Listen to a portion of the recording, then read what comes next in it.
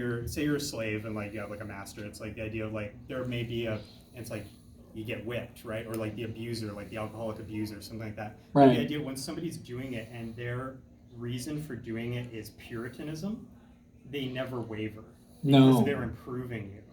Yes. And it's like I can't remember the lecture that I was in, but somebody was talking about it. I said that's why you got to be so careful that you're doing it for the right reason, because Puritanism never wavers. Right, moral zealotry in general, whatever slice of morality you pick, and then when you zealously pursue it, if you are, there was a rather famous article or paper that went around about this, but yes, the terrifying aspect is they will never let you go, because if they let you go, then they have failed. Yeah. They have failed in purifying your morality. They're better for helping you. Right. And now, on to the pastor. You had a question a second ago. Yeah. Yes, I did. Yeah. Crap.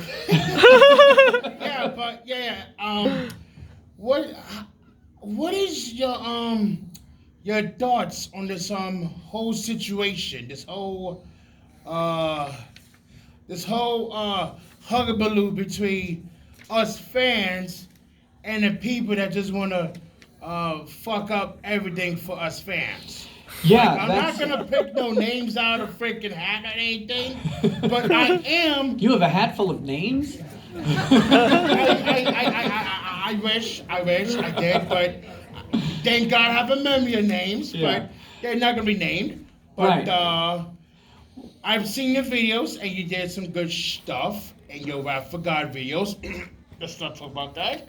But I seen your recent debate with Shoe Eater Bill, and I was. Here's my question. Yeah.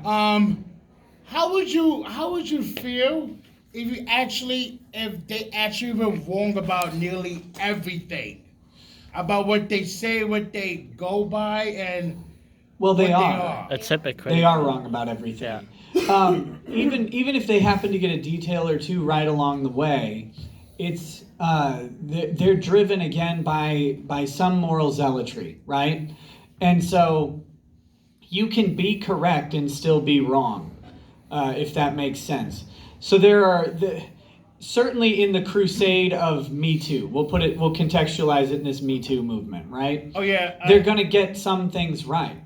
Like Harvey Weinstein was just convicted of sexual assault and rape, and so they got at least part of the allegations against Weinstein were correct, but how they got there wasn't necessary. I think the people who he was convicted against had nothing to do with the initial wave of accusations. It's something that was discovered later as people decided to come forward. And the unfortunate thing about that is that justifies, in the minds of people, the mob, right? Like the mob produced a good result with Harvey Weinstein. And it's unfortunate. It's great that they got a guy who's bad. I wish they would have gotten him when they all knew he was bad and just didn't say anything. That would have been better. But it's great that they got someone who was bad, but in doing so, they've justified going after people who aren't. And using the same sort of tactic. And that's the real danger that we have. So they are wrong, even though they occasionally get it right. Follow-up question. And then I got you. Well, two follow-up questions. One of them being this convention that we shall not be named, would be named at all. I had I sent you an email of that months ago in prior. Sure. And I sent you videos of that said event that happened prior to the email. Oh, I know who you are now. It's always because way to talk. We don't send pictures with them, right? No. It's all just it's screen names, right? It's screen names, and then occasionally I get to put the dots together, either because someone tells me. I even sent you my whole screen name in the email. Yeah. No, I got you. And the second follow up, and I've been wanting to ask this for a very, very, very long time. Sure. Can we go to get some brews? Oh. Yes. I don't know what the exact schedule is. I know there's something going on after the convention today, Yes. where apparently I will be warmed up. Yes, you will. There's like an inside joke thing going on that I'm not aware of. I think I know what an inside joke is, but But yeah. I'm not gonna say it. So that'll be great. And then after that, of course, or wherever, I'm happy to grab drinks with anybody. Well, I still owe you that Yeah. beer, so. If we're having a beer, make it a small one. Because I'm Whiskey just is fine. Lightweight! well, no. Just bring the whiskey afterwards. I'll chase it down with some Lagavulin. No. I've seen Canadian bacon. I know that mistake. Next time, put me on stream. Okay, what's your question? Just an observation. Yeah. I've lived a lot of different places. I've worked a lot of different places, and everywhere that I go, you can have a question like, "Hey, we're gonna get pizza. You want to put pineapple on it?" And everyone will end up, they'll end up looking to the highest, most powerful thing in the land at that moment. Right. Like if you're working in a place that's a real union place, oh well, the union wants to put pineapple on the pizza. Don't put pineapple on pizza. Thank you. Let's just solve this right now. I will be whatever highest authority you need. Don't do that. I mean, I got stuck in pineapple. Yeah, I heard that the other day that Hawaiian pizza is Canadian. Yes, Oh my god. And what? Yeah. I had poutine last time I was in Canada, which was also the first time I was in Canada. Are you telling me you've only ever had one poutine in your life? No. I never had. Hold on. Gonna say. Stop. Guys, Whoa, let whoa, him whoa. justify You're himself. the man. But I never actually, had poutine. the one I had was terrible. Remember that? We were in Banff, and it was at a hotel. That's why. It was in Alberta. Yeah.